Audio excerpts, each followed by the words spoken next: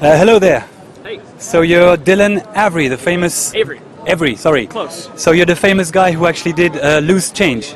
Yeah, I think that's me. Yes. Do you understand the criticism that are made on your documentary and the fact that some theories can be sometimes a little bit excessive? Do you understand those criticisms or not really? Oh yeah, I totally understand all my criticisms. So there are some theories that you find not correct, even if there are conspiracy theories. Well, you see, there definitely was some Israeli foreknowledge to a point. Obviously not the entire nation, and obviously not every Jewish person on the world. No, but the Mossad, for example?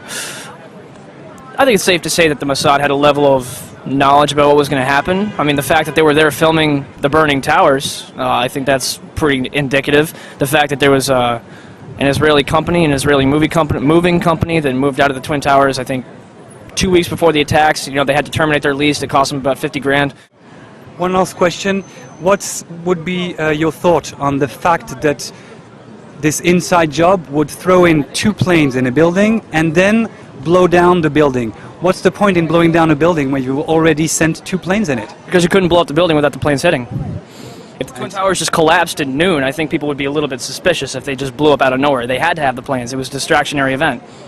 So you think that So you think that if it hadn't been blown down, people wouldn't have spoken about this 9/11 events?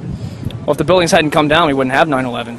We would have just had 2 plane crashes. It wouldn't have been nearly as bad. Okay, so Well, I'm saying if the buildings didn't collapse, then 3,000 people would still be alive. well, you would still have about 1,000. And what's the difference between 1,000 and 3,000? But I'm just saying 9/11 wouldn't have been nearly as catastrophic if the buildings hadn't fallen. They needed the buildings to fall. Okay, well, thank you and good luck with your documentary. Thanks.